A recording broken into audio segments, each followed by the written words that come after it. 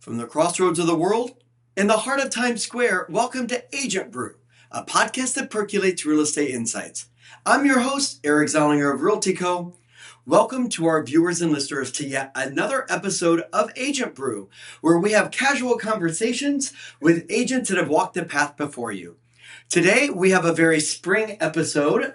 I welcome to our studio from Compass, a licensed associate real estate broker.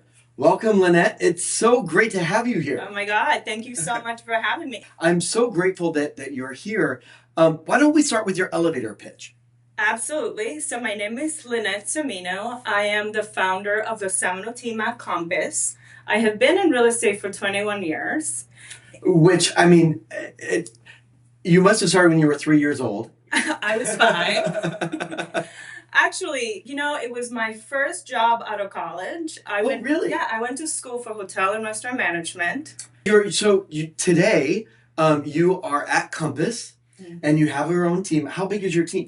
My team is only one person, Isabella Galati. She's amazing. She's 21 years old. She is studying a new development of Fordham.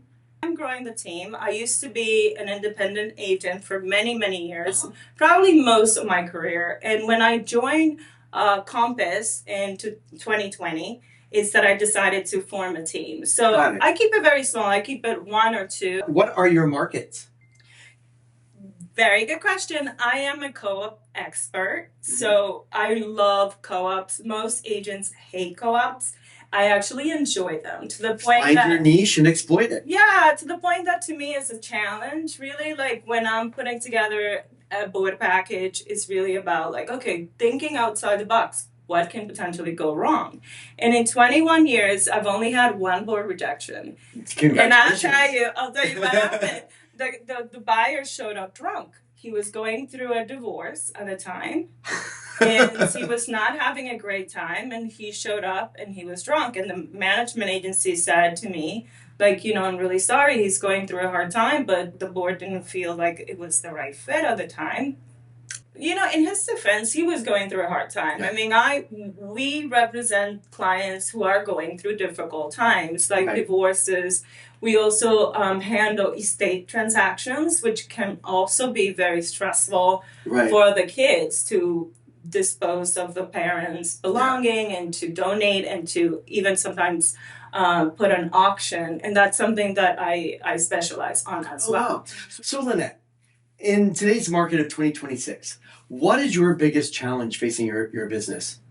The biggest challenge that we're facing is a lack of inventory. We are working with multiple buyers, all looking in different areas of Manhattan. We specialize in the Manhattan market, but we don't have a lot of properties to show them. So what is your percentage, would you say, of buyers to sellers that you work with? I mean, it changes all the time, but I am a buyer's expert specializing in the co-op market, like I said. So I get a lot of referrals from people who want to be in very specific co-ops, like the Park Avenue, the Fifth Avenue co-ops, or co-ops that are very difficult to get into, and they come to me because they know I can get them through the door. So that's very fascinating, because if you got your start in new development, how did you go and flip the narrative and become an expert at co-op? Right. Do you know who Fred Peters is? Of course I know Fred Peters. Okay, so I went from new development to work at Brown Harris Stevens with Elaine Clayman on a team.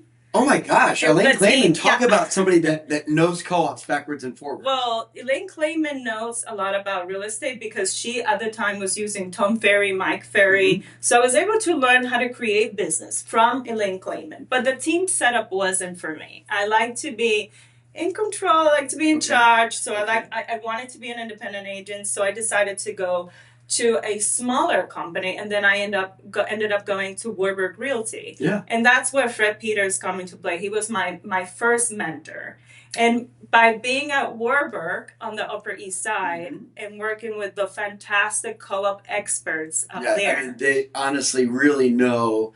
You have some real legends that work in that office. Exactly. I was exposed to the Fifth Avenue, Park Avenue, Madison Avenue, Upper East Side, very challenging co-ops to get into. And I was able to learn how to put together a board package, the right questions to ask, and most importantly, to have access to Fred Peters, who is an icon of Right. this business, really gave me the tools that I needed to be successful, not only in the co-op market, but in the condo market.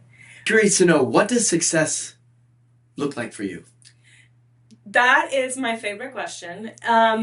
I feel like success for me is when I inspire someone to do something. I'm from the Dominican Republic. Oh, you are? Which part? I'm from Santiago. Very good. I moved here when I was 13, and my daughter loves this story because I say it so many times. And when I came here, I didn't speak English. I knew one word, and it was yellow. And I grew up in the yellow, yeah, right. And I grew up in the South Bronx. My aunt was an office cleaning lady. I didn't have any support from anyone, so I had to figure it out myself. So when I inspire somebody, whether they are from the Dominican Republic or they're from Brazil or from any other country, when I'm inspiring them to pursue a dream or not be afraid or not let people put them in a category, because I have been put in categories in this business, especially when I started 20 years ago. My accent was thicker. I was a girl from the Bronx with no contacts. Barely knew a lot of people then. And, obviously at that point, people would put me in a category, this is who she is. And talking about inspiring people, I had so many people that inspire me then and continue to inspire me now by telling me you can do what you want, or keep going, don't give up, and one of those people, for example, is Linda Honan, who I know Linda quite well. Yeah, I love. And she's not at Corcoran anymore, but when I was at Corcoran for many years, she always inspired me. Our business is all about relationships, and so it's I love to hear how people have really worked from the bottom up and really created their market. So what was the biggest thing? Because you came here with no contacts, you started right out of college, and so you really made a name for yourself, and you've been doing this 21 years. So bravo to you, Linette, for really creating your own team. But what would you say is your single most asset as far as building your business and creating? What was that one piece of business that you've really relied on to grow your business? I think this is a business that is about people and for people. And if you don't understand that, then you're not going to be successful. For example, people say to me, why do you go out so much? And I'm like, because if I'm sitting at home, I'm not multiplying my contacts. And I believe that a lot of the time agents want to be in this business, but they don't have necessarily the personality, or they work on having the personality. You see this, but I'm not outgoing. I push myself to be more outgoing. And I push myself to ask questions, questions that are not related to finance. For example, if I'm in an environment with financial people, I'm not going to, and I don't know anything about finance, I'm not going to ask about the economy. I ask, oh, where do you live? Oh, what's your favorite restaurant? And what do you like about your neighborhood? Questions that are basic, but everyone loves to talk about the things that they like. Well, let's play the gratitude game. Yay. Now, the gratitude game is rose, thorn, bud. But because we are the Agent Brew, I like to, switch it up a little bit for coffee. So we do the aroma. Do you like coffee? I love coffee. So I grind my own beans every morning because I just love the aroma. And I was just home with my parents who, yes, a little shameless plug, they love Folgers, which is the best part of waking up, is smelling it brewing in the morning. So what would you say, what gets you out of bed? What motivates you in the morning? I work out pretty much 5 to 6 days a week. Okay. So for me, getting up and going about my routine is very important. So I work out first thing in the morning. I actually wake up excited about it because it pumps up my energy, puts me in a good mood. Yeah, it puts me in a good mood, and it kind of sets the tone for the day. Something that's a little selfish that motivates me. But I don't think it's selfish at all. But most importantly, what gets me out of bed in the morning is seeing what I can accomplish during the day. What fantastic thing I can accomplish. So that's it. I'm always looking for the new in every single day. What's going to happen today that that it's going to be new. What's going to happen today that's going to be fantastic. Like, that's always I love it. I love the positive mindset. Yeah, of course. So the next part is the brew, that actual first cup that sustains you and keeps you going. One might say it's, what is your why? So my why goes back to my upbringing. Like I said, I came here with nothing, right? Like I built this beautiful life that I have, and it's really continuing it, not giving up. I think like a lot of people say to me, like, you're constantly in your masculine energy. You're constantly like thinking what's next. Why don't you just relax? I don't know how to do that. So I'm always thinking, how do I grow my team? How am I a better team lead? How am I a better agent? How am I better for my clients, right? Because at the end of the day, I wouldn't be here for 21 years if it wasn't because of my clients. So I'm constantly searching for how to make myself better for everyone. The grounds are a part of the gratitude game where it's like, what's messy? What's like frustrating you right now? Are there any obstacles that you're trying to overcome?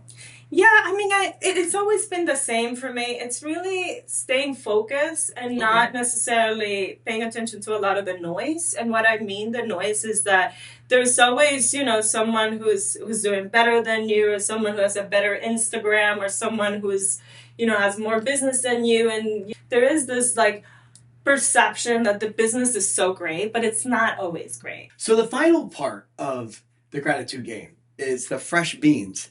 This is, what are you most looking forward to? Do you have a new exclusive coming on? Do you have a new marketing campaign?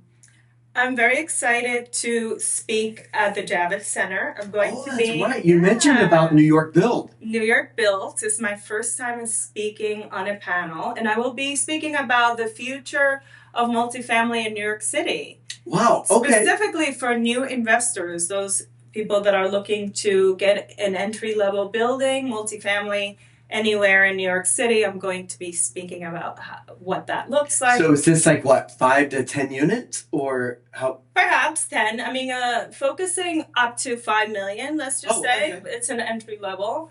Yes. So, are you looking to grow your team as well? If we have any listeners out there? I am looking to grow the team. Yes. I want to add one more person. Okay. Sabella and I are very busy, and we have very busy lives, but we need help, especially going into the busy rental market. So if anyone is out there looking to join a team that's a solid team and focus on sales, but also come in and do some rentals, like, send me. You heard it here. So reach out to Linette. Yeah. So I always like to end every podcast with the same question. Mm-hmm. So, Linette, your young agent self, if you could give yourself a piece of advice, what would it be?